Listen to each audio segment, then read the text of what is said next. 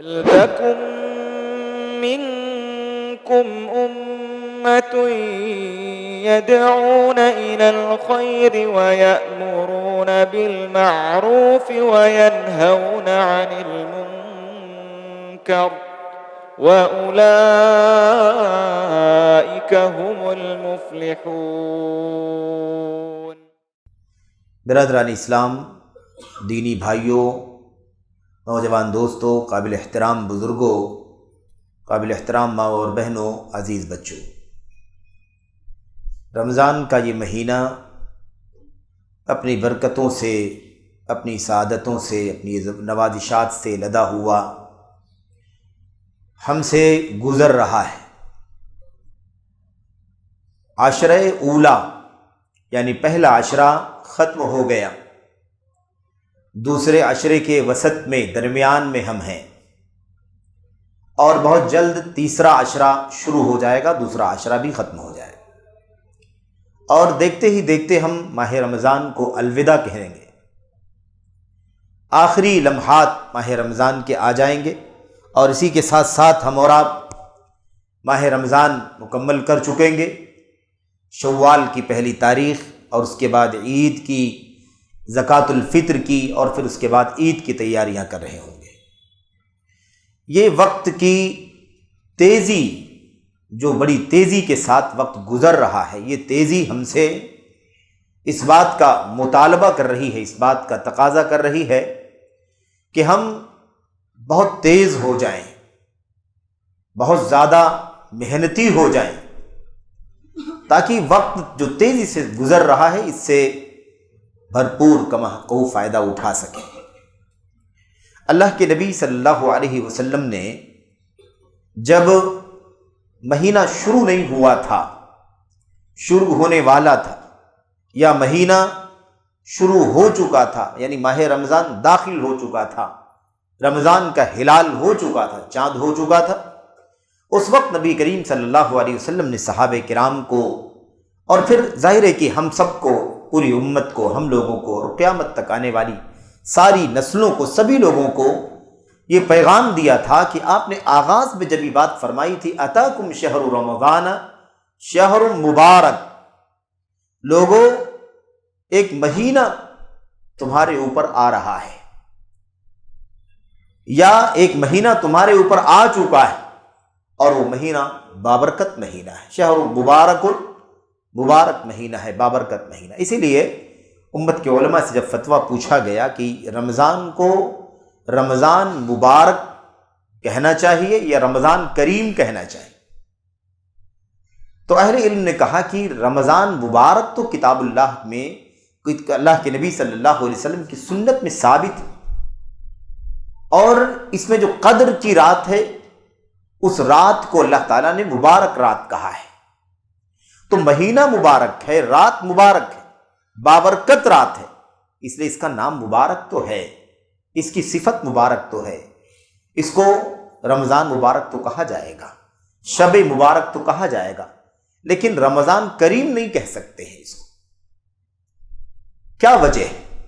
وجہ یہ ہے کہ کریم کے معنی ہوتے ہیں احسان کرنے والا، کرم کرنے والا، نوازش کرنے والا، تو ماہ رمضان تھوڑی نوازش کر رہا ہے ہمارے اوپر، ماہ رمضان تھوڑی کرم کر رہا ہے ہمارے اوپر، ماہ رمضان تو اللہ تبارک و تعالی کا ایک چنندہ، پیارا اور محبوب مہینہ ہے، اس مہینے میں کرم اللہ تبارک و تعالی کی طرف سے اترتا ہے، تو اللہ کریم ہے نہ کہ رمضان کریم ہے، رمضان کو کریم نہیں کہنا چاہیے۔ علامہ ابن عثیمین رحمۃ اللہ علیہ سے، اور غالباً شیخ صالح فوزان حفظہ اللہ سے بھی سوال کیا گیا تھا، علامہ شیخ محمد بن صالح العثیمین رحمۃ اللہ علیہ وفات پا چکے ہیں، وہ شیخ صالح فوزان باحیات ہیں، ان سے مسئلہ پوچھا گیا یہی رمضان مبارک یا رمضان کریم، تو انہوں نے کہا مبارک ٹھیک ہے، بابرکت مہینہ ہے، لیکن رمضان کریم نہیں کہا جا سکتا، کرم کرنے والی ذات اللہ تبارک و تعالیٰ کی ہے، اسی لیے اللہ تبارک و تعالیٰ کے ناموں میں سے ایک نام کریم ہے۔ تو بہرحال اللہ کے نبی صلی اللہ علیہ وسلم نے اس وقت یہ فرما دیا تھا کہ ایک بابرکت مہینہ تمہارے اوپر آ رہا ہے یا آ چکا ہے، اور آپ نے فرمایا تھا اس وقت دو بڑی عبادتوں کا تذکرہ فرمایا تھا، اور پھر اس کے بعد سیدھے آخری عشرہ جس کے بارے میں آج ہم لوگ گفتگو کریں گے انشاءاللہ تبارک و تعالی، اس کی طرف اسی وقت اشارہ کر دیا تھا، تنبیہ فرما دیا۔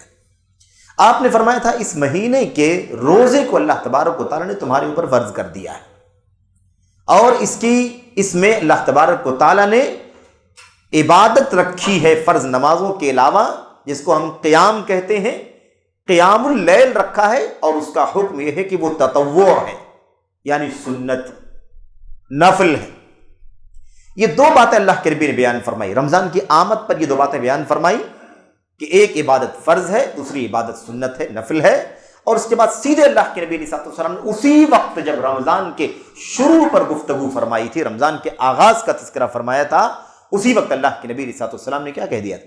آپ نے فرما دیا تھا اس مہینے میں ایک رات ہے، اس مہینے میں ایک رات، فیہ لیلۃ خیر من الف شہر، اس مہینے میں ایک رات ہے، وہ رات 1000 مہینوں سے بہتر ہے، جیسا کہ قرآن کریم کی آیت میں انا انزلناہ فی لیلۃ القدر وما ادراک ما لیلۃ القدر لیلۃ القدر خیر من الف شہر۔ تو اللہ تبارک و تعالی، اللہ کے نبی صلی اللہ علیہ وسلم نے اللہ کی طرف سے پیغام پہنچا دیا اپنی امت کو، اللہ کے بندوں کو، کہ اس مہینے کے اندر ایک رات ہے، وہ رات 1000 مہینوں سے بہتر ہے، یعنی 1000 مہینہ آدمی عبادت کرے، اس سے بہتر یہ ہے کہ آدمی اس ایک رات میں عبادت کر لے جو اس مہینے میں آتی ہے۔ اور ساتھ ہی ساتھ اللہ کے نبی صلی اللہ علیہ وسلم نے بھی فرما دیا تھا کہ اس مہینے کی اس ایک رات سے جو محروم ہو گیا، رات نہیں مل سکی، رات فائدہ نہیں اٹھا سکا، اس رات میں عبادت نہیں کر سکا، قدر کی رات نہیں ملی، یا ملی لیکن وہ عبادت نہیں کر سکا، اس کو حاصل نہیں کر سکا، اللہ کے نبی صلی اللہ علیہ وسلم نے فرمایا فقد حرم الخیر کلہ، تو ایسا شخص ساری بھلائیوں سے محروم کر دیا گیا۔ یعنی اس کا مطلب یہ ہے کہ اس مہینے کی اس رات کو ضائع کرنا ساری بھلائیوں کو ضائع کر دینا ہے۔ اس کا اشارہ، اس کی وضاحت اللہ کے نبی صلی اللہ علیہ وسلم نے مہینے کی شروع ہوتے ہی کر دیا تھا۔ کیوں؟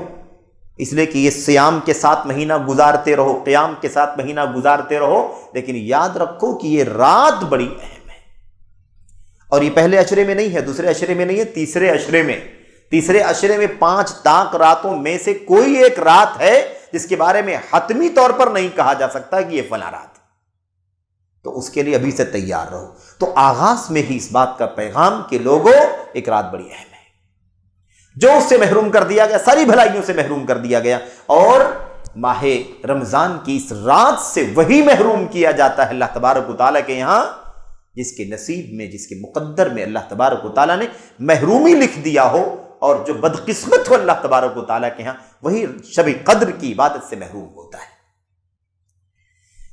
یہ عشرہ ختم ہوتے ہی آخری عشرہ 5 راتوں کے بعد میرے بھائیو انشاءاللہ تبارک و تعالیٰ وہ آخری عشرہ شروع ہو جائے گا، جس عشرے کی طاق راتوں میں سے ایک رات یہی ہے جس کا اللہ تبارک و تعالیٰ نے اپنے کلام میں اور نبی کریم صلی اللہ علیہ وسلم نے اپنی حدیث میں تذکرہ فرمایا ہے۔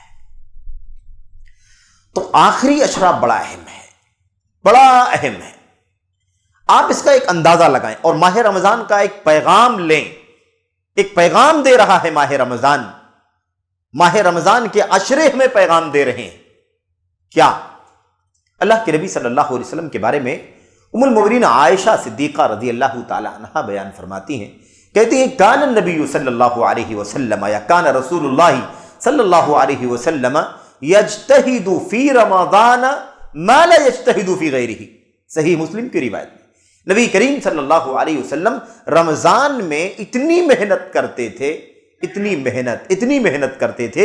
اتنی محنت غیر رمضان میں نہیں کرتے تھے، اتنی محنت غیر رمضان میں نہیں کرتے تھے، یعنی رمضان کے علاوہ جو 11 مہینے ہیں اس میں ان 11 مہینوں میں عبادت میں اتنی زیادہ محنت نہیں کرتے تھے جتنی محنت آپ رمضان میں کرتے تھے۔ اب غلط فہمی نہیں ہونی چاہیے کہ رمضان کے علاوہ بقیہ 11 مہینوں میں جیسے تیسے چلنے دینا چاہیے، غلط فہمی بھی نہیں ہونی چاہیے۔ کیوں؟ اس لیے کہ دیکھ لیتے ہیں نا کہ نبی کریم صلی اللہ علیہ وسلم کی سیرت میں آپ کی زندگی میں 11 مہینے کیسے رہا کرتے تھے، کیسے 11 مہینے گزارتے تھے، یہ بھی تو دیکھنا ہے کہ نہیں؟ حضرت رسول کریم صلی اللہ علیہ وسلم کا گھر، ازواج مطہرات کے کمرے جو بھی ازواج مطہرات تھیں 9 10 11 ازواج مطہرات امہات المومنین، ان کے کمرے مسجد نبوی کی دیوار سے لگے ہوئے تھے۔ اللہ کے نبی صلی اللہ علیہ وسلم اپنے کمرے میں رہا کرتے تھے، جس بیوی کے یہاں بھی رہتے آپ اپنے کمرے میں ہوتے، اور مسجد میں اذان ہوتی، حضرت انس بن مالک رضی اللہ تعالیٰ عنہ یا دیگر صحابہ کرام میرے بھائیوں تشریف لاتے، بلال حبشی رضی اللہ تعالیٰ عنہ جو مؤذن تشریف لاتے، اذان دینے کے بعد جب اقامت کا وقت قریب آ جاتا تو اللہ کے نبی علیہ الصلوۃ والسلام کو اشارہ کرتے کہ اللہ کے نبی تشریف لائیے، نماز پڑھائیں گے، تشریف لائیے نماز پڑھ، اطلاع کرتے کہ نماز کا وقت اب ہو چکا ہے۔ اللہ کے نبی صلی اللہ علیہ وسلم تشریف لاتے، نماز پڑھاتے۔ ایک رات اللہ کے نبی علیہ الصلوۃ والسلام کے پاس جب بلال آئے تو دیکھا کہ اللہ کے نبی صلی اللہ علیہ وسلم کا چہرہ بالکل سرخ ہے۔ روایت مسند احمد بن حنبل کی روایت، صحیح روایت، آپ کا چہرہ سرخ ہے اور بالکل چہرے کو دیکھنے سے ایسا لگ رہا ہے کہ کافی آنسو آپ نے رات میں بہائے ہیں، زار و قطار آپ روئے ہیں رات کو، اور اس وقت بھی آنسو آپ کے چہرے پر دکھائی دے رہے ہیں۔ اللہ کے نبی صلی اللہ علیہ وسلم کی جب یہ حالت انہوں نے دیکھا تو کہا اللہ کے نبی کیا مسئلہ ہے، آپ اس قدر رو رہے ہیں، ابھی بھی رو رہے ہیں، آپ کب سے رو رہے ہیں، کب سے آپ رو رہے ہیں؟ ام المؤمنین عائشہ صدیقہ رضی اللہ تعالی عنہا سے بات چیت ہوئی، پوچھا تو کہا آج پوری رات اللہ کے نبی صلی اللہ علیہ وسلم بہت بے چین رہے، آپ عبادت کرتے رہے، روتے رہے، قیام لمبا کرتے رہے، روتے رہے، آنکھوں سے آنسو جاری ہو کر کے داڑھی کو بھگا دیا آنسوؤں نے، اور اس کے بعد داڑھی سے اتر کر سجدہ گاہ کو اور قیام گاہ پر گر کر کے اس کے اثرات موجود ہیں۔ کیا مسئلہ ہے اللہ کے نبی؟ تو معاملہ کیا ہے، آپ آخر کیوں اس قدر زار و قطار رو رہے ہیں؟ اللہ کے نبی علیہ الصلوۃ والسلام نے فرمایا آج کی رات مجھ پر ایک ایسی آیت کریمہ اتری ہے، لقد انزلت علی اللیلۃ آیۃ ویل لمن قرأها ولم یتفکر فیہا، آج کی رات مجھ پر ایک ایسی آیت کریمہ اتری ہے، کہتے ہیں کہ بربادی ہے اس آدمی کے لیے جو اس آیت کی تلاوت کرے اور اس پہ غور نہ کرے کہ اللہ تبارک و تعالیٰ کیا حکم دے رہا، کیا پیغام دے رہا۔ کون سی آیت کریمہ ہے وہ؟ آیت کریمہ کون سی؟ سورہ آل عمران کی اخیر کی آیت کریمہ، ان فی خلق السماوات والارض واختلاف اللیل والنہار لآیات لأولی الالباب الذین یذکرون اللہ قیاما وقعودا وعلی جنوبہم ویتفکرون فی خلق السماوات والارض ربنا ما خلقت هذا باطلا سبحانک فقنا عذاب النار۔ ہم نے زمین کو، آسمان کو، زمین اور آسمان کے بیچ کے مخلوقات کو کھیل تماشے کے لیے نہیں پیدا کیا ہے، اس کی پیدائش میں عقل مندوں کے لیے، سوجھ بوجھ رکھنے والوں کے لیے عبرت ہے، نشانی ہے۔ اللہ تبارک و تعالیٰ نے اتنا بڑا آسمان، اتنی بڑی زمین، زمین و آسمان کے بیچ میں اتنی ساری مخلوقات، اتنی ساری نعمتیں جس کو ہم کھاتے ہیں، پیتے ہیں، استعمال کرتے ہیں، کیا اللہ نے ٹائم پاس کے لیے یوں ہی پیدا کر دیا، بے مقصد پیدا کر دیا؟ میرے بھائیو اللہ کے نبی فرماتے ہیں، بہرحال 3 4 5 آیتیں آپ پڑھیے، اس کا ترجمہ پڑھیے، اس کی تفسیر پڑھیے، ایمان تازہ ہو جائے گا۔ اللہ کے نبی نے فرمایا یہ آیت کریمہ اتری ہے، بربادی ہے اس آدمی کے لیے جو اس کی تلاوت کرے اور اس پر غور نہ کرے کہ اللہ کیا فرما رہا ہے۔ تو اللہ کے نبی صلی اللہ علیہ وسلم، یہ رمضان نہیں تھا، غیر رمضان تھا، راتوں رات اللہ کے نبی صلی اللہ علیہ وسلم روتے تھے، اللہم امتی امتی وبکا، اللہ میری امت کا کیا ہوگا، میری امت کا کیا ہوگا، میری امت کو نجات کیسے ملے گی، یہ کیسے جہنم سے آزاد ہو پائے گی، کیسے جنت سے سرفراز ہو پائے گی، اللہ میری امت کو تیری رضامندی اور تیری رحمت اور مغفرت کے پروانے کیسے ملیں گے۔ یہ بول بول کر کے اللہ کے نبی صلی اللہ علیہ وسلم راتوں کو عبادت کرنا، زار و قطار رونا اور امت کی فکر میں آنسو بہانا، یہ نبی کریم صلی اللہ علیہ وسلم کا اسوہ تھا۔ میرے بھائیو اللہ کے نبی صلی اللہ علیہ وسلم اس قدر لمبی نمازیں پڑھا کرتے تھے کہ آپ کے پیروں میں سوجن آ جایا کرتی تھی، تتورم قدما، آپ کے دونوں پیر سوج جایا کرتے تھے۔ صحابہ کہتے تھے اللہ کے نبی آپ کو اتنی محنت کرنے کی کیا ضرورت ہے؟ سورہ فتح میں اللہ تبارک و تعالیٰ نے فرمایا انا فتحنا لک فتحا مبینا لیغفر لک اللہ ما تقدم من ذنبک وما تاخر ویتم نعمتہ علیک ویہدیک صراطا مستقیما۔ آپ کے اگلے پچھلے سارے گناہوں کو اللہ نے معاف فرما دیا ہے، تو آپ کو اتنی محنت کرنے کی کیا ضرورت؟ تو اللہ کے نبی کیا فرماتے تھے؟ آپ فرماتے تھے افلا اکون عبدا شکورا، کیا میں اللہ تبارک و تعالیٰ کا شکر گزار بندہ نہ بن جاؤں؟ اگر مجھے اللہ نے نیکیوں کی توفیق عطا فرمائی اور مجھے سب معاف فرما دیا، تب تو جتنا زندگی بھر شکریہ میں سر جھکائے رہو تو اللہ تعالیٰ کا شکریہ ادا نہیں ہو پائے گا۔ ہمیں نعمتیں مل جاتی ہیں تو ہم آزاد ہو جاتے ہیں، پریشان ہوتے ہیں تو سجدہ وجدہ کرتے ہیں، آ جاتے ہیں مسجدوں میں، ہماری اپنی کمزوری کا عالم یہ ہے۔ لیکن نبی کریم صلی اللہ علیہ وسلم کا طریقہ کیا تھا؟ جتنی اللہ تبارک و تعالیٰ کی طرف سے نعمتیں، اتنی ہی زیادہ اللہ تبارک و تعالیٰ کی شکر گزاری، اتنا ہی رونا، اتنا ہی آنسو بہانا، اتنا ہی پیروں میں سوجن آ جائیں، اس کی پرواہ بھی نہیں کرنا۔ تو اللہ کے نبی کے بارے میں جو حدیث آ رہی ہے ہمارے سامنے صحیح مسلم کے ام المؤمنین عائشہ فرماتی ہیں کہ آپ رمضان میں اتنی محنت کرتے تھے عبادت پہ جتنی غیر رمضان میں نہیں کرتے تھے۔ تو غیر رمضان میں کتنی کرتے تھے ہم لوگوں نے سن لیا نا مثال کے طور پر، ہاں، تو اس سے بھی زیادہ رمضان میں کرتے تھے، اس سے بھی زیادہ رمضان میں کرتے تھے۔ اور رمضان کے علاوہ رمضان میں تو کرتے تھے، ام المؤمنین عائشہ آگے فرماتی ہیں مزید، کہتے ہیں وَفِي الْعَشْرِ الْأَخِيرِ مِنْهُ مَا لَا يَجْتَهِدُ فِي غَيْرِهِ، اور رمضان کے آخری عشرے میں جتنی محنت کرتے تھے عبادت میں، بندگی میں، قیام اللیل میں، قرآن کی تلاوت میں، تسبیحات میں، اذکار میں، دعاؤں میں، استغفار، جتنی محنت آپ کرتے تھے اتنا بقیہ رمضان کے دونوں عشروں میں نہیں کرتے تھے۔ کیوں ایسا؟ اس لیے کہ پورے سال سے رمضان زیادہ اہم ہے، اس میں فضائل ہیں، برکات ہیں، اس کے اندر بڑے بڑے اللہ تبارک و تعالیٰ کی طرف سے میرے بھائیوں رحمتوں کی برکتوں کے خزانے ہیں، دہانے، اور رمضان کا آخری عشرہ اس سے بھی زیادہ اہم ہے جتنا بقیہ دونوں عشرے اہم ہیں۔ اچھا وہ بات تو درست نہیں ہے نا، اس سے پہلے بھی بات ہو چکی ہے کہ رمضان کا پہلا عشرہ رحمت کا ہے، دوسرا مغفرت کا ہے، اور تیسرا جہنم سے آزادی کا ہے۔ یہ بات صحیح نہیں ہے، یہ بات درست نہیں، کیونکہ جس روایت میں یہ بات بیان کی گئی ہے وہ روایت ضعیف ہے، بلکہ ضعیف نہیں بلکہ منکر ہے، منکر ہے، ناقابل اعتبار ہے، بے انتہا ضعیف ہے وہ حدیث۔ کیوں؟ اس لیے کہ پورا رمضان رحمت کا، پورا رمضان برکت کا، پورا رمضان مغفرت کا، پورا رمضان جہنم سے آزادی کا مہینہ ہے۔ مثال کے طور پر پہلے عشرے میں اگر مثال کے طور پر کوئی دوسرے تیسرے چوتھے پانچویں رمضان کو کسی آدمی کی وفات ہو جائے تو کیا اس آدمی کی گردن جہنم سے آزاد نہیں ہوگی؟ کیا اس کی مغفرت نہیں ہوگی؟ یہ کیسے کہہ سکتے ہیں؟ اس کی کیا غلطی ہے؟ رمضان اس کو ملا، جتنے دن ملا اتنے دن اس نے عبادت کیا الحمدللہ، تو اس 2 دن 4 دن 6 دن جو بھی اسے ملا اس میں اللہ کی رحمت بھی اسے ملی، اللہ کی مغفرت بھی اسے ملی، اور جہنم سے آزادی بھی اسے ملی۔ اگر اس نے وہ کام کیا ہوگا تو اللہ تعالیٰ سب عطا فرمائے گا۔ دوسری چیز اللہ کے نبی علیہ الصلوۃ والسلام نے کیا فرمایا؟ آپ نے فرمایا جس کو رمضان کا مہینہ مل جائے اور اس کی بخشش نہ ہو سکے ایسا آدمی محروم ہے۔ تو رمضان کا مہینہ اللہ کے نبی نے فرمایا، پورا مہینہ، پورا مہینے کی بات ہے، کوئی عشرہ نہیں ہے اس کے اندر، بیچ والا عشرہ نہیں فرمایا آپ نے، پورا رمضان جس کو مل جائے اور رمضان پا کر کے اپنی مغفرت نہ کروا سکے وہ محروم ہے۔ تو دوسرا عشرہ خاص نہیں کر سکتے ہیں مغفرت کے لیے، بلکہ پورا رمضان مغفرت کا بھی ہے۔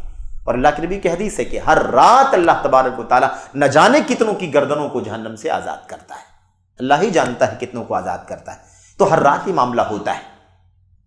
دوسری چیز ایک بات اور یاد رکھیں، وہ جو بات عام طور پر بیان کی جاتی ہے کہ رمضان میں نیکیوں کا ثواب بڑھانے کے بارے میں 70 گنا جو بیان کیا جاتا ہے، مثال کے طور پر یہ کہا جاتا ہے نا کہ جو شخص نے رمضان کے اندر کوئی نفل عبادت کیا اسے اس کا فرض کے برابر ثواب ملے گا، اور جو رمضان کے اندر ایک فرض ادا کرے گا اسے 70 فرض کے برابر ثواب ملے گا۔ یہ بہت مشہور ہے، بہت مشہور ہے۔ یہ سب باتیں اسی روایت کے اندر ہیں جو روایت منکر اور ضعیف ہے۔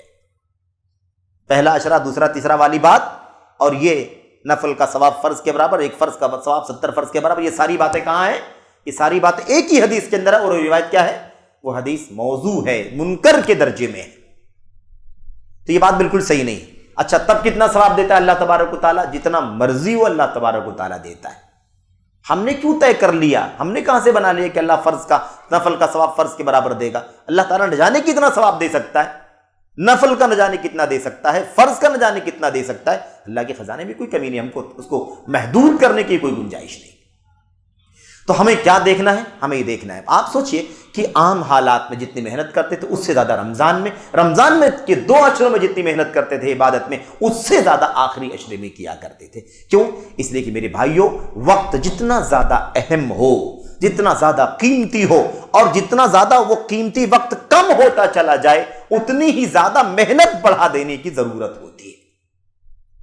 جب ٹائم کم ہوتا ہے، سیزن جانے والا ہوتا ہے نا، تو کاروباری اور تاجر لوگ جو ہیں نا، وہ اور زیادہ تیزی کرتے ہیں تاکہ کم شارٹ پیریڈ میں جو کم وقت باقی بچائے اس میں خوب محنت بڑھا کر کے زیادہ سے زیادہ انکم کر لیں۔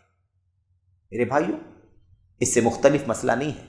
جب وقت کم بچا، اب 15 دن نکل گیا، 16 دن چلا جائے گا، 17 دن چلا جائے گا، آخری اشرا باقی بچے گا، وہ بھی کم ہونا شروع ہو جائے گا، تو ہمیں کیا کرنا چاہیے؟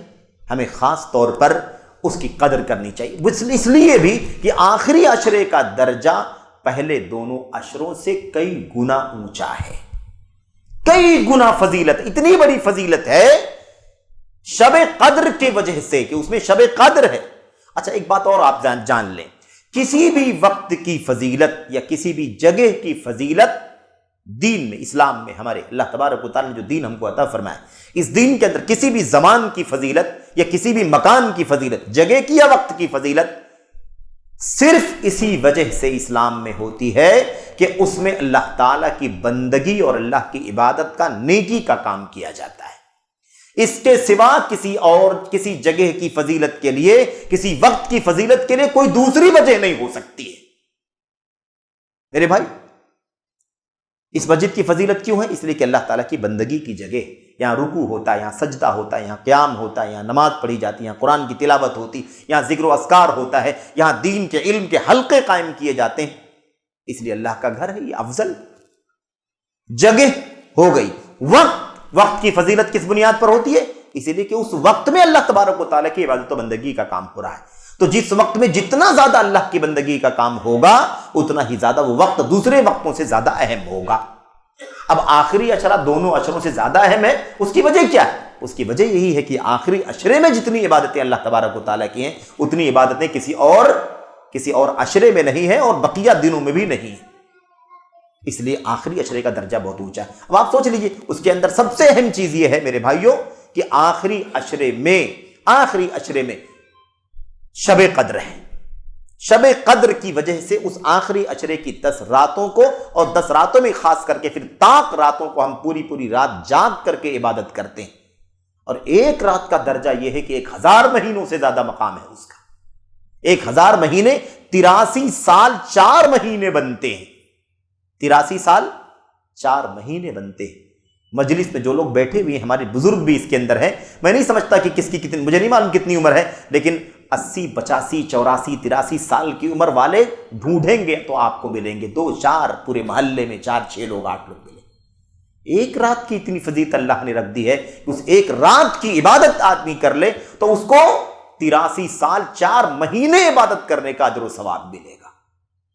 کیا کسی اور سیزن میں، کسی اور اشرے میں، کسی اور مہینے میں کیا ہے کوئی ایسا وقت یا کوئی ایسی چیز، کوئی دن، کوئی رات، کوئی لمحہ، کوئی گھنٹہ منٹ جس کا یہ مقام اللہ تبارک و تعالیٰ نے بیان کیا ہو؟ اس لیے اس آخری اشرے کی فضیلت بہت زیادہ ہے۔ اور دوسری بات یہ کہ قدر کی رات کیا ہے، کیوں فضیلت ہوئی؟ اس لیے کہ اسی قدر کی رات میں قرآن اترا ہے، پوری انسانیت کے لیے ہدایت کا ذریعہ ہے، اس لیے اس کا مقام اتنا اونچا ہے۔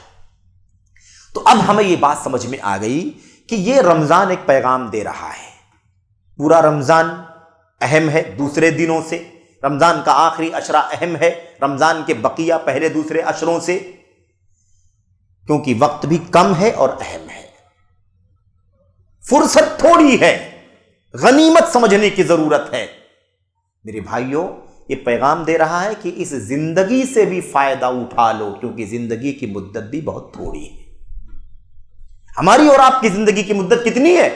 بہت کم ہے، بہت تھوڑی مدت ہے۔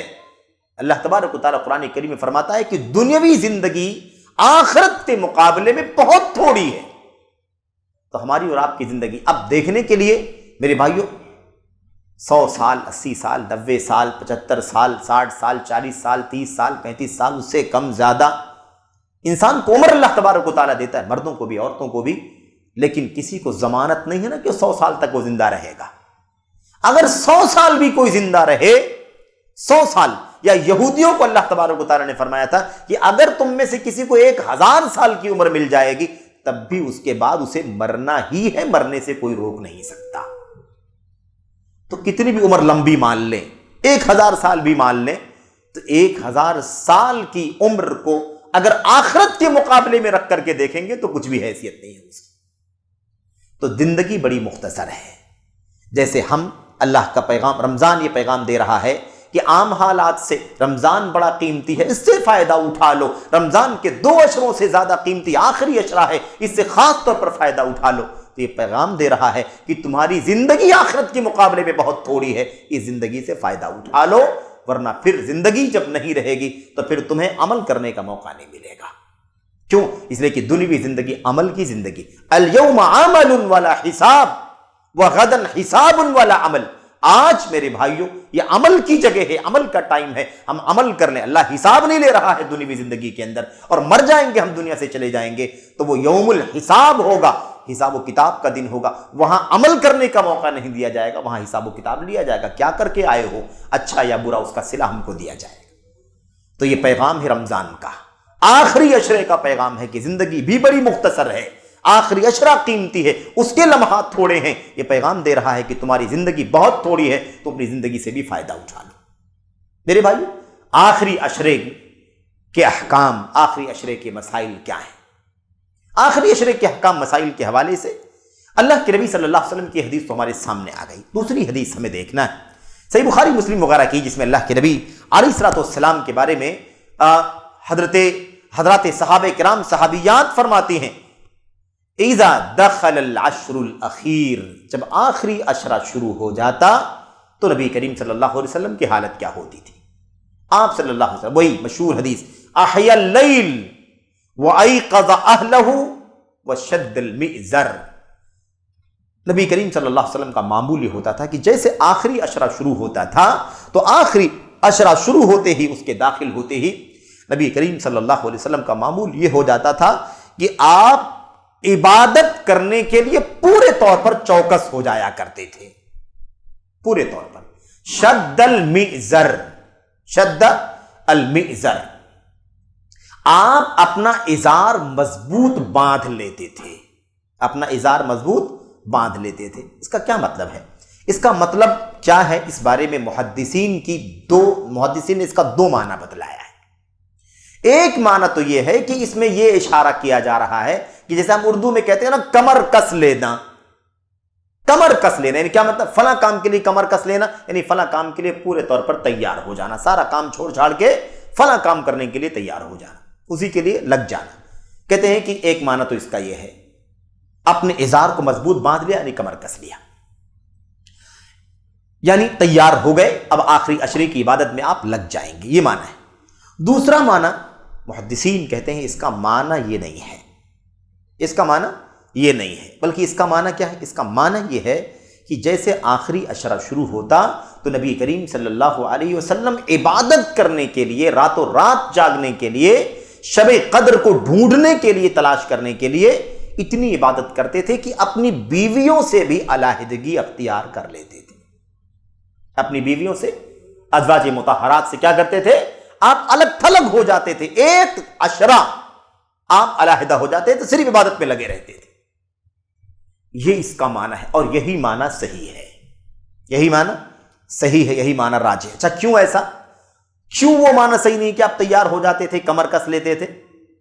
اس لیے کہ اس کے لیے دوسرا لفظ مسلم شریف میں آیا ہوا ہے۔ مسلم شریف میں کیا ہے؟ مسلم شریف میں یہ ہے، ام المومنین عائشہ صدیقہ رضی اللہ تعالیٰ عنہ بیان فرماتی ہیں، کان اذا دخل العشر، نبی کریم صلی اللہ علیہ وسلم جب آخری اشرہ شروع ہوتا تھا تو آپ اپنی بیویوں کو جگاتے تھے، آپ رات بھر جاگتے تھے، اپنی بیویوں کو بیدار کرتے تھے۔ وجد وشد المئزر، 2 الفاظ آئے، جد، جد و جہد کرتے تھے، محنت کرتے تھے، لگ جاتے تھے۔ تو محنت کرنے کے لیے، لگ جانے کے لیے ایک لفظ الگ سے بتایا ہے ام المومنین عائشہ نے، جدہ، بڑی محنت کرتے تھے، تیار ہو کر کے پورے طور پر لگ جاتے تھے۔ اور اس کے بعد دوسرا لفظ کیا بیان فرمایا کہ آپ اپنا ازار مضبوط باندھ لیتے تھے، یعنی کنایا ہے، اشارہ ہے کہ آپ نبی کریم، آپ صلی اللہ علیہ وسلم اپنی بیویوں سے 10 دنوں کے لیے علیحدہ ہو جایا کرتے تھے۔ تو دونوں باتیں الگ الگ آئی ہوئی ہیں حدیث کے اندر۔ آپ لگ جاتے تھے، محنت کرتے تھے، پورے طور پر فارغ ہو کر کے عبادت میں لگ جاتے تھے، اور بیویوں سے الگ تھلگ ہو جایا کرتے تھے۔ دونوں باتیں آئی۔ اب یہاں پر 2 باتیں سمجھنے کی بھی ہیں۔ اچھا، بقیہ کیا ہے؟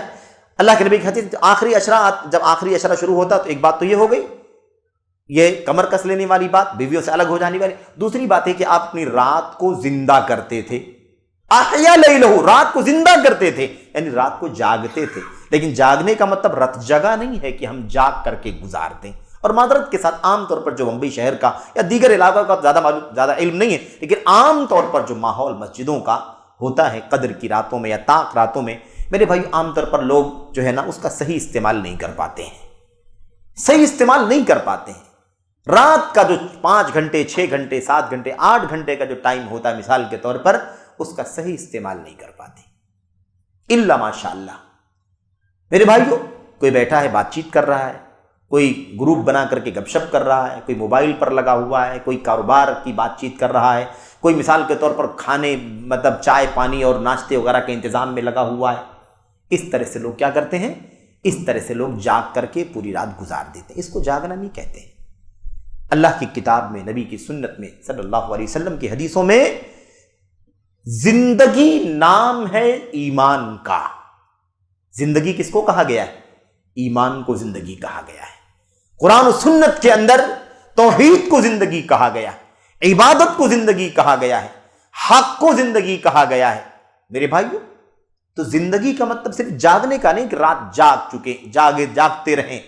جاگنے کا مطلب یہ ہے کہ عبادت میں وقت گزرنا چاہیے، ہمارا وقت عبادت میں گزرنا چاہیے، تب جا کر کے رات جاگنا کہا جائے گا، اور عبادت کا اللہ تبارک و تعالیٰ اجر عطا فرمائے گا۔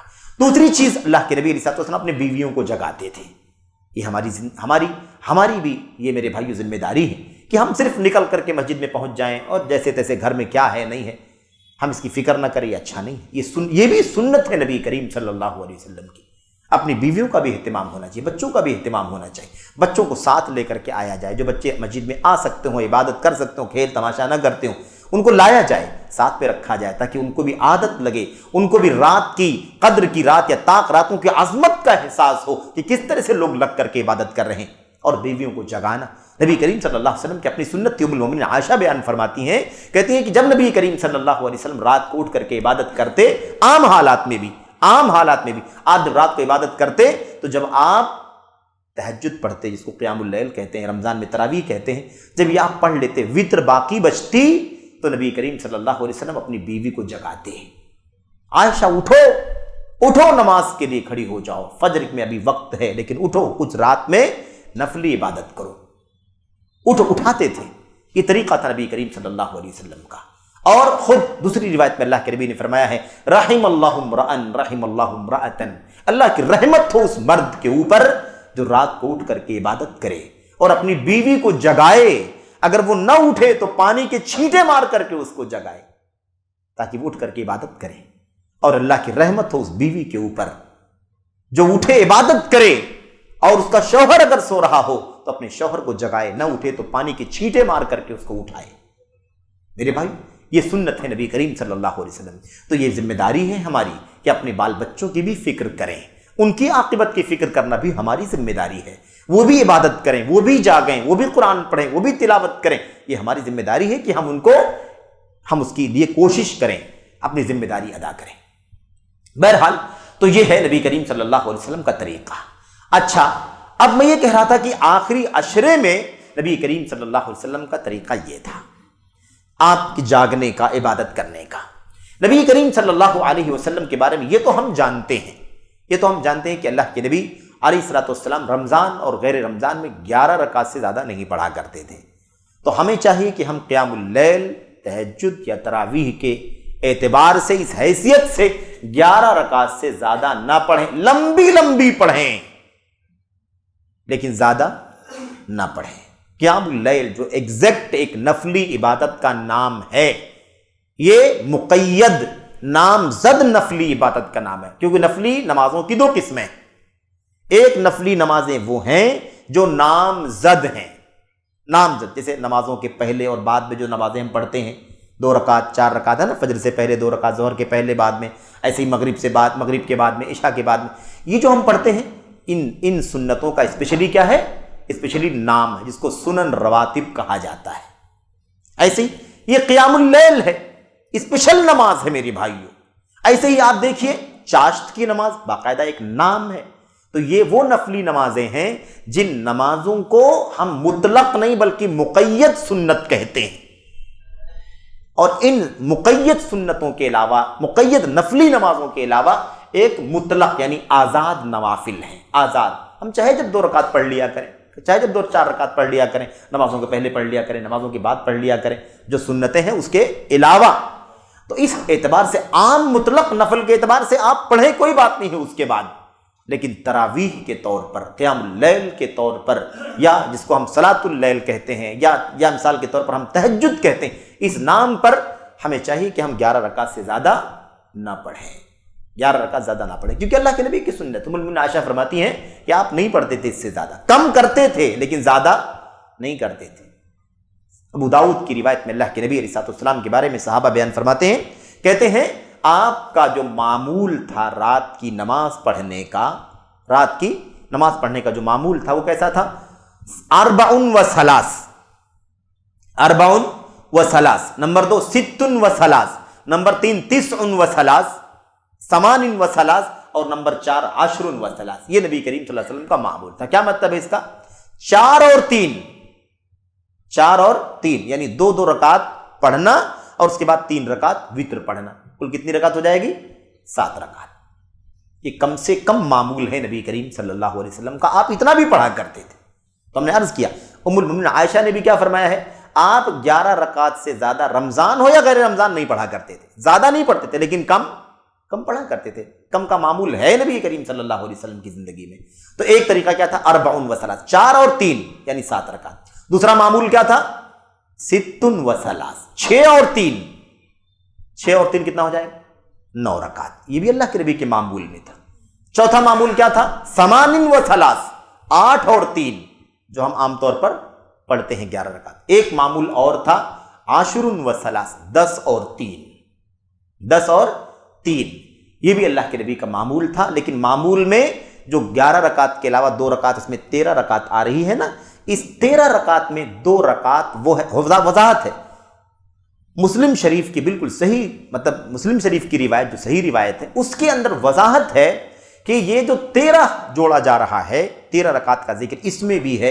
ابو عبداللہ بن عباس رضی اللہ تعالیٰ عنہ کی صحیح بخاری کی روایت میں کہ آپ 13 رکعت پڑھا کرتے تھے رات میں، اس 13 رکعت کے اندر 2 رکعتیں بالکل شروع میں، یعنی 2 2 2 2، 8 رکعت جو ہم پڑھتے ہیں، ان 8 رکعتوں جو لمبی لمبی پڑھا کرتے تھے اللہ کے نبی، ان لمبی لمبی 8 رکعتوں سے پہلے 2 رکعت ہلکی پڑھا کرتے تھے بطور تمہید، یعنی ہلکی پڑھ کر کے آپ 2 رکعت سے فارغ ہو جاتے تھے، پھر اس کے بعد آپ یعنی پورے عزم کے ساتھ آپ کھڑے ہو جاتے تھے اور پھر 2 رکعت لمبی لمبی پڑھا کرتے تھے۔ اور پھر وہ روایت ہمارے سامنے نا، فلا تسأل عن حسنہن وطولہن، اللہ کے نبی 8 رکعت پڑھا کرتے تھے، اتنی لمبی پڑھا کرتے تھے اور اتنی خوبصورت پڑھا کرتے تھے کہ بس مت پوچھو، نہ پوچھو کتنی خوبصورت ہوا کرتی تھی، نہ پوچھو کتنی لمبی پڑھا کرتے تھے نبی کریم صلی اللہ علیہ وسلم۔ تو اس طرح سے کتنی رکعت ہو جائے گی؟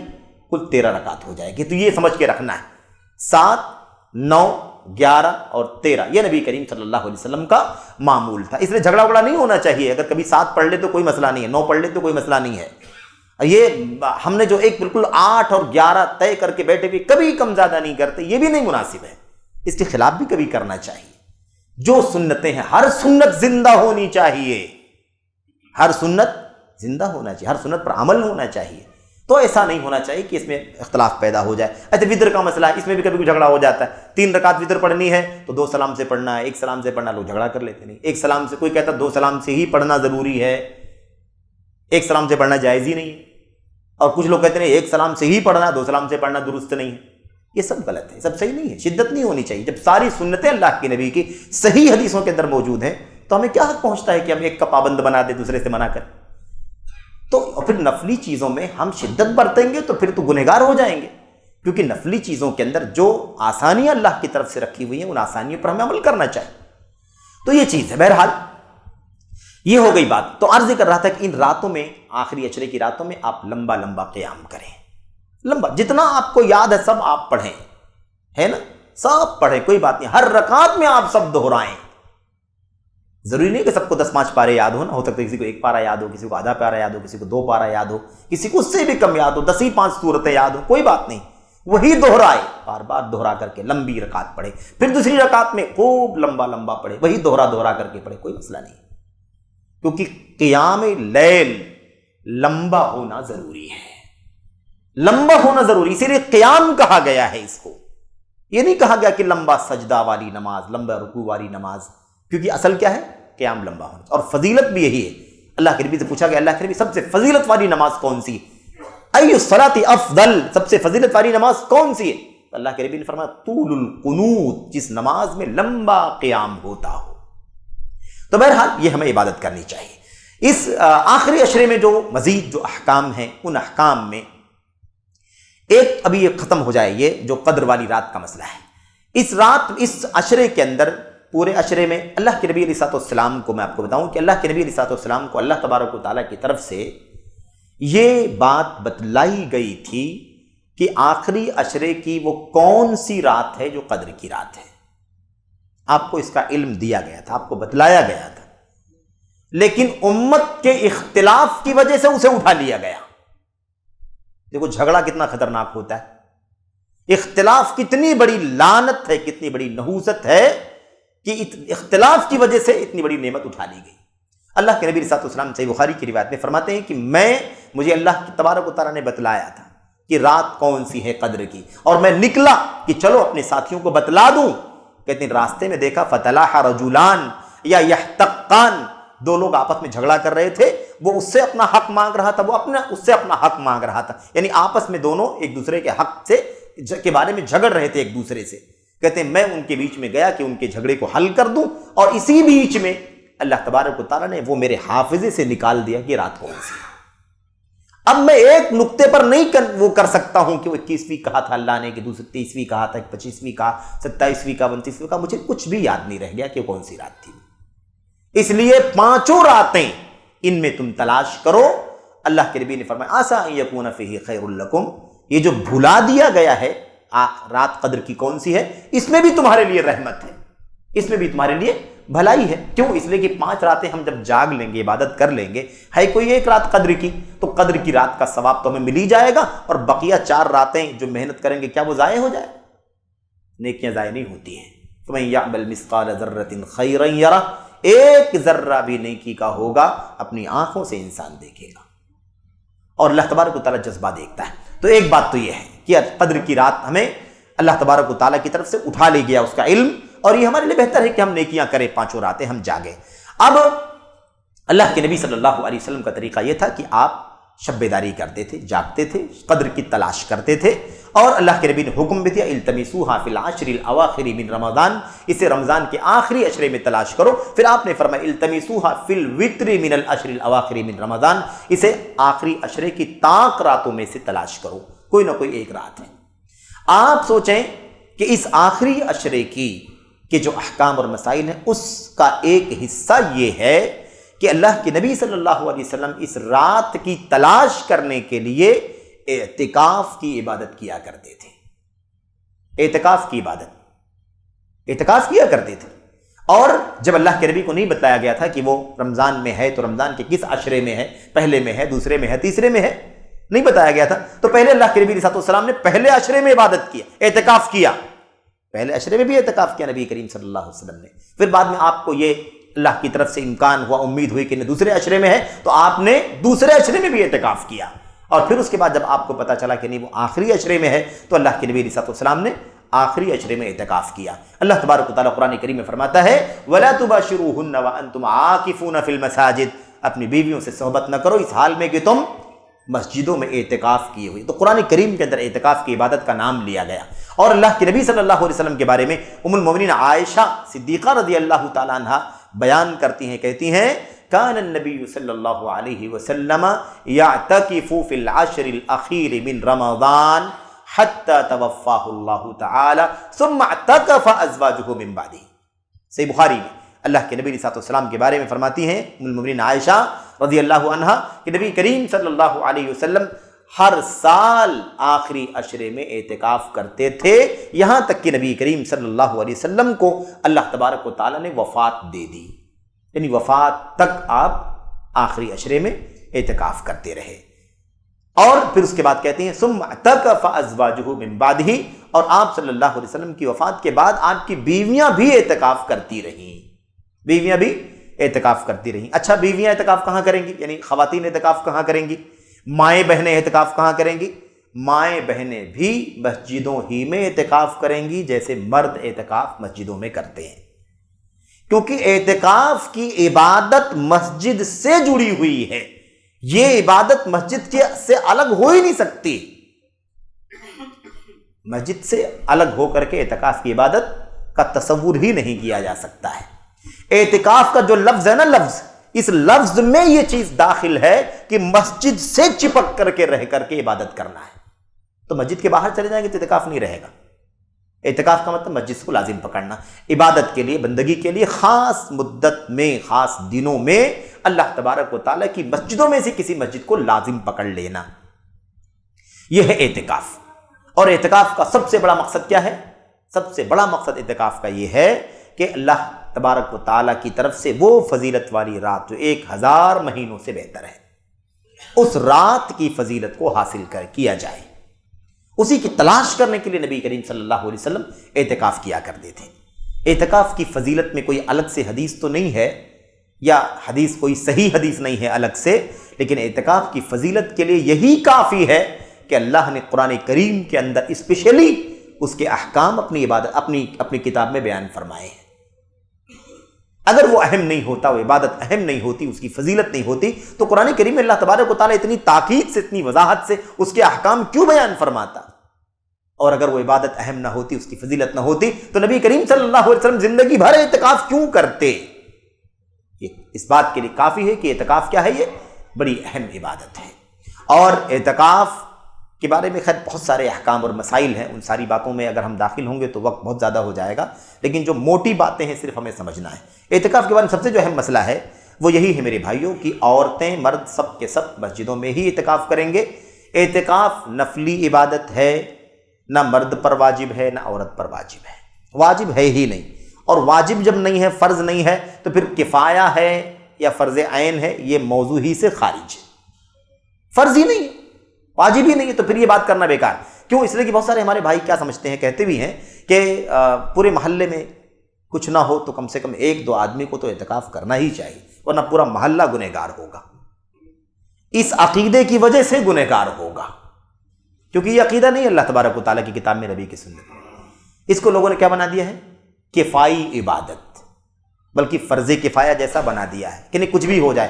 تو بعض جگہوں پر اگر جیسے کوئی چھوٹی سی بستی ہے جہاں کوئی اعتکاف کرنے کے ماحول میں نہیں ہے، مثال کے طور پر، تو لوگ باقاعدہ تیار کر کے ایک آدمی کو کسی طرح سے آپ اعتکاف کرو ورنہ پورا محلہ گنہگار ہو جائے گا، تو یہ بالکل درست نہیں، اس کی کوئی حیثیت نہیں ہے۔ اعتکاف الحمدللہ فضیلت والی عبادت ہے، ایک بہت اچھا موسم انسان کو 10 دن کا ملتا ہے، رات میں دن میں آدمی مستقل اللہ کی بندگی میں لگا رہے، قدر کی رات حاصل کر لے، اور اس کے علاوہ بقیہ جو وقت اس کا عبادت میں گزرے گا سب کا صلہ اللہ تبارک و تعالیٰ عطا فرمائے گا۔ ایک بہت اچھا موسم، بہت اچھا موسم ہے۔ اچھا، یہ بھی ایک مسئلہ ہے کہ اعتکاف کہاں کیا جائے گا؟ مسجد میں، تو مسجد کون سی مسجد ہونی چاہیے؟ اب اس میں علماء کے بہت سارے اقوال ہیں۔ کوئی کہتا ہے کہ مسجد کا مطلب یہ ہے کہ کم سے کم جامع مسجد ہونا چاہیے، کوئی کہتا ہے کہ نہیں حرمین شریفین ہی میں اعتکاف ہوگا، کوئی کہتا ہے مسجد نبوی ہی میں اعتکاف ہوگا، کوئی کہتا ہے کہ صرف 3 مسجدوں میں، مسجد حرام، مسجد نبوی، مسجد اقصی میں ہی اعتکاف ہوگا۔ اس طرح کی بھی اقوال ہیں، کچھ روایتیں بھی ہیں، ایسا نہیں کہ بے سر پیر کی باتیں ہیں، یہ کچھ روایتیں بھی ہیں، اور علامہ البانی رحمۃ اللہ علیہ نے یہی بات کہی ہے کہ بعض روایتوں سے یہ ثابت ہوتا ہے کہ اعتکاف جو ہے وہ صرف اور صرف 3 مسجدوں میں ہوگا، مسجد حرام، مسجد نبوی اور مسجد اقصی میں، اور روایتیں صحیح ہیں۔ تو اس طرح سے کہا ہے، لیکن وہ فضیلت کے اعتبار سے ہے، فضیلت کے اعتبار سے جو وہاں پہنچ سکتا ہو تو کرے، جو آدمی وہاں پہنچ ہی نہیں سکتا ہوگا تو پھر یہ موضوع کہاں سے آئے گا کہ وہاں اعتکاف کرے؟ میرے بھائیوں، جب حج بیت اللہ کے لیے جہاں اللہ نے بیان فرمایا کہ حج فرض ہے لوگوں پر اللہ کے لیے، وہاں اللہ نے کیا لگا دیا؟ من استطاع الیہ سبیلا، جسے وہاں تک پہنچنے کی طاقت ہو۔ تو جو رکن ہے دین اسلام کا، پلر ہے حج، وہ اس وقت تک فرض نہیں ہوگا، اس آدمی پر فرض نہیں ہوگا جو وہاں تک پہنچنے کی طاقت نہیں رکھتا ہے. تو اعتکاف کیسے واجب ہو جائے گا وہاں؟ تو اعتکاف واجب نہیں ہوتا. اعتکاف واجب نہیں ہے اور کسی خاص مسجد میں واجب نہیں ہے. اتنا ضرور ہے کہ مسجد میں جماعت وغیرہ قائم ہوتی ہو، یعنی باجماعت نماز وہاں ہوتی ہو. ایسا نہیں ہو کہ مطلب کوئی راستے وستے کی مسجد ہو جہاں کوئی جماعت قائم نہیں ہوتی ہو، کوئی مسافر آیا پڑھ لیا اس کے بعد دروازہ بند کر کے چلا گیا، دوسرا مسافر 2-4 دن کے بعد آیا دروازہ کھول کے نماز پڑھ لیا چلا. ایسا نہیں ہونا چاہیے. ایسی مسجد ہونی چاہیے جہاں جماعت ہوتی ہو. اور اگر جامع مسجد یعنی جہاں جمعہ قائم ہوتا ہو تو یہ سب سے بہتر ہے. کیوں؟ اس لیے کہ جمعہ اگر نہیں قائم ہو رہا ہوگا ہر مسجد میں، اس مسجد میں جہاں اعتکاف کیا ہے، تو اعتکاف سے نکل کر کے جمعہ پڑھنے کے لیے جانا پڑے گا. اسے اعتکاف سے نکل کر کے جمعے کے لیے جانا پڑے گا، اور اس میں حرج ہے. آپ سوچتے ہوں گے ایسا کہاں ہے ہندوستان کے اندر کہ جہاں مسجد میں جمعہ نہ ہوتا ہو؟ ہم اس کا تصور نہیں کرتے ہیں. اس کی وجہ یہ ہے کہ ہمارے یہاں ماحول بھی ویسا ہے، اور یہ تصور شریعت کے مطابق نہیں ہے. شریعت یہ نہیں چاہتی کہ گلی گلی میں 1000 مسجدوں کے اندر جمعہ کی نماز قائم ہو. شریعت یہ چاہتی ہے کہ جمعہ ایک بڑے پیمانے کی اجتماعیت ہونی چاہیے. اگر محلے میں مثال کے طور پر کسی علاقے میں اگر 100 مسجدیں ہیں، 100 مسجدوں میں جمعے کی میں 5 وقتہ نماز ہوتی ہے، تو اتنے بڑی آبادی کے اندر 4 سے 5 بڑی جامع مسجد ہو جہاں لوگ جمعے کی نماز پڑھتے ہوں، تاکہ بڑے پیمانے کی اجتماعیت اور بڑے پیمانے کی میجورٹی مسلمانوں کی ظاہر ہو، مسلمانوں کا اتحاد ظاہر ہو. اسلامی شعار، اسلامی تصور یہ ہے. لیکن اب ہماری مشکل یہ ہے کہ ہم لوگ ہندوستان میں رہتے ہیں اور یہاں کے حالات اس طرح نہیں ہیں کہ مطلب اس طرح کا انتظام ہو سکے. تو آج حالت یہ ہے کہ ہم بڑی تعداد میں ایسے لوگ بھی ہیں، اللہ تعالیٰ سب کو معاف فرمائے، توفیق دے، اس رمضان میں توبے کی خاص طور پر ہدایت فرمائے، کہ لوگ جمعے کی نماز میں خاص طور پر بڑی تعداد میں آ جاتے ہیں، 5 وقتہ نماز میں رہتے نہیں ہیں. تو ساری مسجدیں جو محلے کی مسجدیں ہیں، گلیوں کی مسجدیں ہیں، سوسائٹی کی مسجد، وہ ساری مسجدیں اوور فلو ہو جاتی ہیں جمعے کو. اس لیے مجبوراً ساری مسجدوں میں جمعہ قائم کرنا پڑتا ہے. ورنہ یہ جو سارے کے سارے مسلمان جمعے میں حاضر ہوتے ہیں، اگر یہ 5 وقتہ نمازوں میں رہیں تو اتنی ساری مسجدیں ہر علاقے میں ہو جائیں گی، اور جمعے کی نماز کے لیے 4-5 مسجدوں کو خاص کر لیا جائے گا. تو یہ صورتحال ہے. تو بہرحال اس لیے یہ بات ہمیں کم سمجھ میں آتی ہے کہ کیسے جامع مسجد نہیں رہے گی. کون سے ایسے مسجد ہو سکتا ہے کہ جمعہ کی نماز نہ ہوتی؟ آپ دیکھیں اسلامی نظام سعودی عرب وغیرہ میں اگر آپ جائیں، یا اور بھی بہت سارے علاقوں میں، اگر آپ اس پٹا جو ساحلی علاقہ ہے یہاں سے کیرلا تک، آپ کو بہت ساری مسجدیں ایسی ملیں گی جمعے کے دن ان مسجدوں میں نماز نہیں ہوتی، تالا لگا ہوتا ہے. اس مسجد کے مصلی کہاں ہوتے ہیں؟ جامع مسجد میں جمعے پڑھنے کے لیے گئے ہوتے ہیں. عصر کی نماز میں پھر مسجد کھلے گی، عصر کی نماز ہوگی، لیکن ظہر کی نماز نہیں ہوگی. ظہر کی نماز چونکہ نہیں ہے، جمعہ کا ٹائم ہے، جمعہ کا دن ہے، تو سارے نمازی بڑی جامع مسجد کے اندر جا کر کے جمعے کی نماز پڑھیں گے، تاکہ بڑی اجتماعیت ظاہر ہو، مسلمانوں کی تعداد. اور پھر عید کے موقع پر سارے مسلمان محلے سے باہر نکل کر کے کھلے میدان میں نماز پڑھیں، اور بڑے پیمانے پر اجتماعیت مسلمانوں کی ظاہر ہو. یہ دوسرا بڑا اجتماع ہے مسلمانوں کا. اور اس کے بعد سب سے بڑا اجتماع کون سا ہے؟ حج کانفرنس، جو عالمی طور پر پوری دنیا کے مسلمان 35-37 لاکھ یا اس سے بھی کم زیادہ لوگ اکٹھا ہوتے ہیں. مسلمانوں کا سب سے بڑا اجتماعیت کا مظہر ہے. بہت پہلے ہم نے ذکر کیا تھا کہ کرسچنوں نے اس کو فیل کیا، محسوس کیا، اور کرسچنوں کے بڑے بڑے پادریوں نے اس کا اعلان کیا کہ اگر مسلمانوں کی یہ اجتماعیت ختم ہو جائے، مسلمانوں کا جمعہ ختم ہو جائے اور مسلمانوں کا قرآن نکل جائے، تو ہم مسلمانوں کو مٹانے کے لیے کامیاب ہو جائیں گے. جب تک یہ مسلمانوں سے ختم نہیں ہوتا تب تک ہم مسلمانوں کو مٹانے کے لیے کوئی کوشش نہیں کر سکتے. ان کو ختم کرنے کے لیے ہماری ساری داؤ پیش کیا ہو جائے گی؟ سب ناکام ہو جائے گی.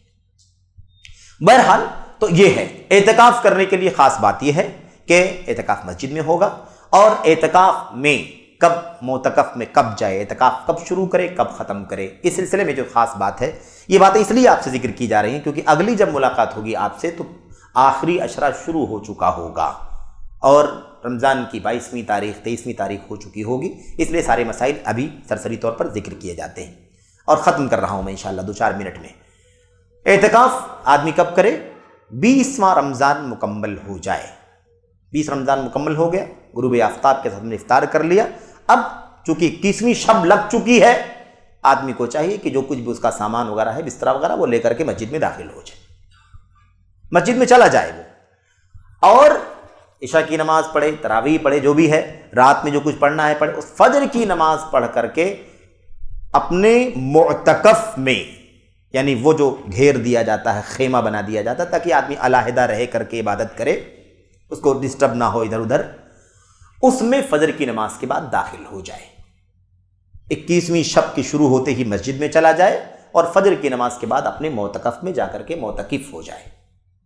یہ اللہ کے نبی صلی اللہ علیہ وسلم کی سنت تھی، اور نکلنے میں بھی یہی طریقہ تھا کہ جب رمضان شوال کا چاند ہو جائے تو وہ نکل سکتا ہے، کوئی مسئلہ نہیں ہے، کیونکہ رمضان ختم ہو چکا ہے، شوال آ چکا ہے۔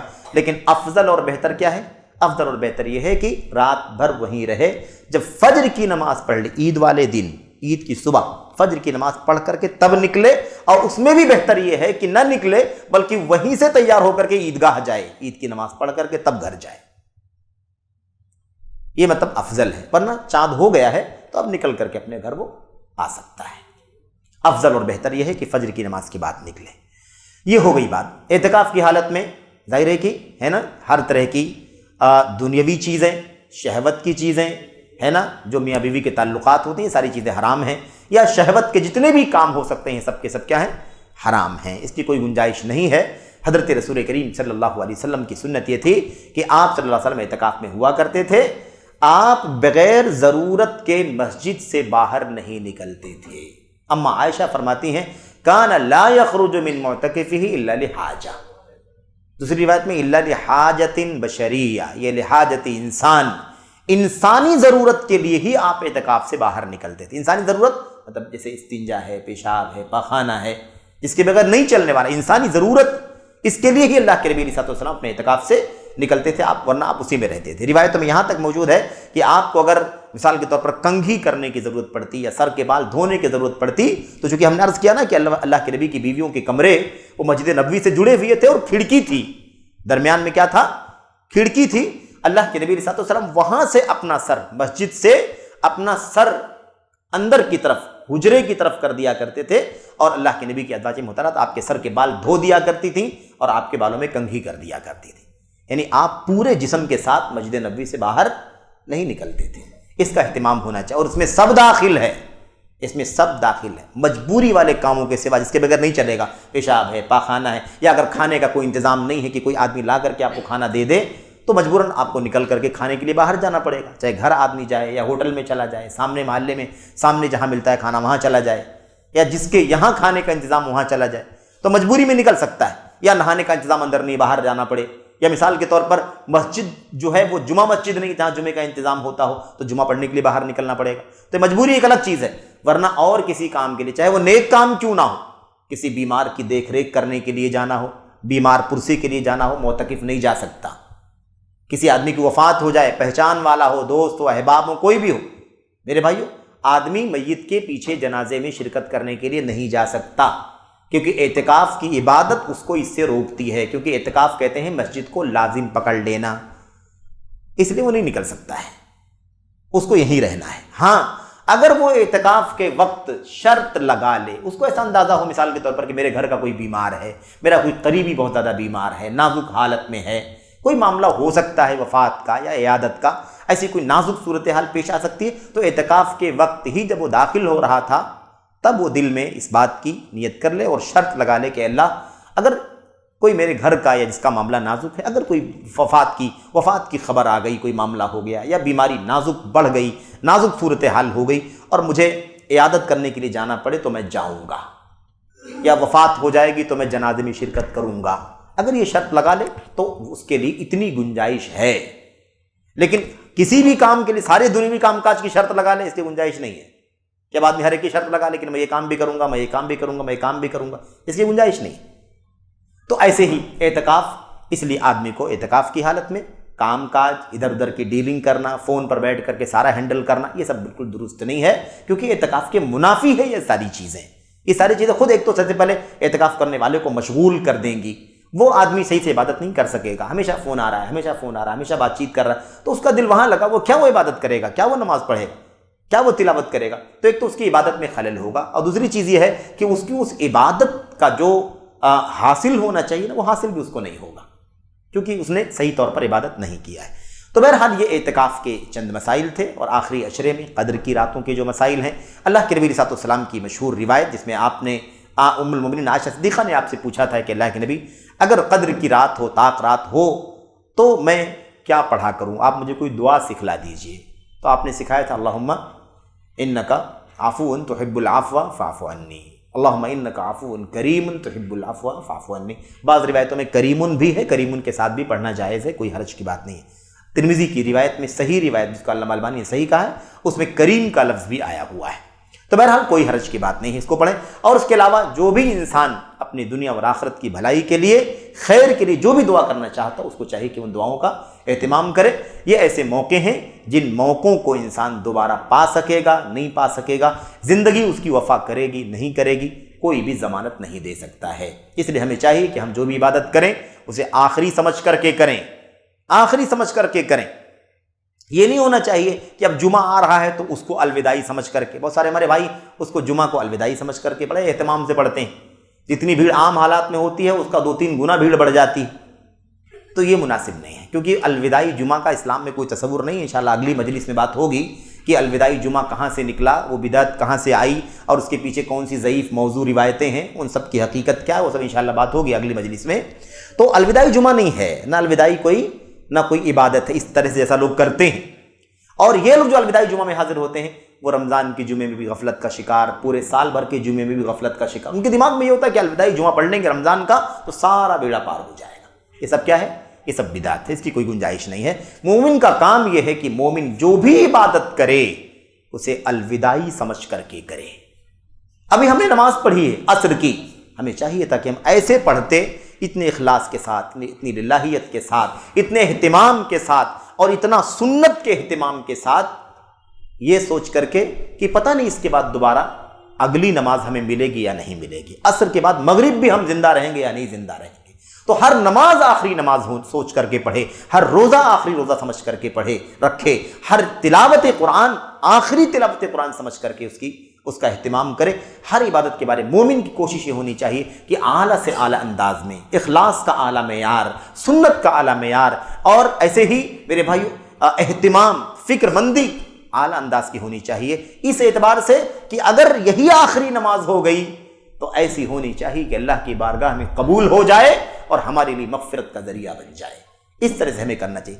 تصویف، ڈیلے کرنا، ٹال مٹول کرنا، کل کر لوں گا، پرسوں کر لوں گا، اگلی نماز کر لوں گا، اگلے رمضان میں اچھا روزہ رکھوں گا، آئندہ ایسا کروں گا، یہ والی رات جاگ لوں گا، آج جانے دو، یہ مومن کا کام نہیں. اللہ سے دعا ہے کہ اللہ تعالی ہم سب کو اپنی کوتاہیوں سے، اپنی کمیوں سے، اپنی خامیوں سے توبہ کرنے کی توفیق عطا فرمائے. اللہ تبارک و تعالی ہمیں ہمت کے ساتھ، حوصلے کے ساتھ، فکر مندی کے ساتھ، نیکیوں کے جذبے کے ساتھ، خیر کی طرف، خیر کی تمنا کے ساتھ، اور بھلائی اور نیکی کتنا زیادہ اکٹھا کر لیں، اس تڑپ اور لگن کے ساتھ رمضان کی ساعتیں، رمضان کی گھڑیاں گزارنے کی توفیق عطا فرمائے. آمین رب العالمین. وصلی اللہ وسلم وبارک علی نبینا محمد وعلی آلہ وصحبہ اجمعین. والسلام علیکم ورحمۃ اللہ وبرکاتہ.